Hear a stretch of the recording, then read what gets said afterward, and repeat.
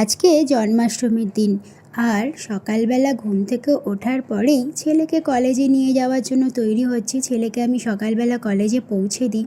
সকালবেলা যেহেতু তাড়াহুড়ো থাকে, কতক্ষণ আর টোটো আর অটোর জন্য ওয়েট করবে, সেই জন্য আমিই পৌঁছে দিয়ে আসি। তো বরমশাই সেই সময় ফোন করে বলল, পুরোহিত মশাই আসছেন, যিনি আমাদের বাড়িতে সব পুজো পার্বণ করেন, সেই পুরোহিত মশাই আসছেন নারায়ণ শিলা নিয়ে, তাড়াতাড়ি তুমি রেডি করো। বললাম, এই রে, এখন আমি তাড়াতাড়ি কি করে করব? কিছুই তো জোগাড় নেই। জন্মাষ্টমীতে আমার বাড়িতে গোপাল পুজো হয় না, কারণ আমার গোপাল ঠাকুর নেই। তবে আমি লকু বাবার পুজো করি। আজকে জন্মাষ্টমীর দিনে লোকনাথ বাবারও জন্মদিন। তো সেই জন্য ভেবেছিলাম ছেলেকে কলেজে পৌঁছে দিয়ে তারপর লকু বাবার পুজোর সব জিনিসপত্রগুলো কিনে নিয়ে আসবো। কিন্তু যেহেতু এখন নারায়ণ ঠাকুর আসছেন, তো তাকে তো একটু ভালোভাবে সেবা করতে হয়। তিনি নিজে থেকেই আসছেন আমার বাড়িতে, আজকে আবার জন্মাষ্টমীর দিন।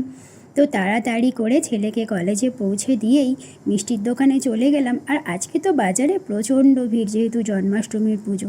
আমি ঝটপট করে মিষ্টিটা কিনে নিয়েই চলে এলাম। কিন্তু আমি আসার আগেই দেখছি নারায়ণ ঠাকুর আমার দোরগোড়ায় দাঁড়িয়ে আছেন। তাড়াতাড়ি করে দরজা খুললাম, পুরোহিত মশাইকে বললাম, নারায়ণ ঠাকুর যখন এসেছেন তুমি ওনাকে একটু মিষ্টি দিয়েই ভোগ দিয়ে দাও। পুরোহিত মশাই এই দেখো মিষ্টি দিয়ে নারায়ণ ঠাকুরকে ভোগ দিচ্ছেন। নারায়ণ ঠাকুরকে ভোগ দিয়ে তারপর পুরোহিত মশাই চলে যাবেন পাশের ফ্ল্যাটে একজনের বাড়িতে।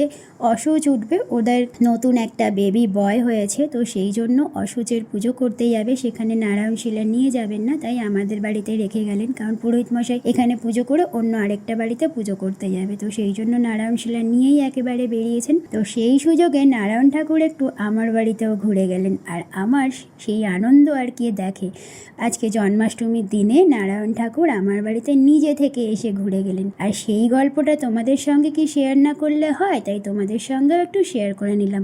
কেমন লাগলো আমার আজকে নারায়ণ পুজোর গল্প অবশ্যই কিন্তু কমেন্ট করে জানাও। চলে আসবো পরের এপিসোডে, আর পরের এপিসোডে অবশ্যই থাকছে আজকে আমার বাড়ির লকু বাবার পুজোর পর্ব।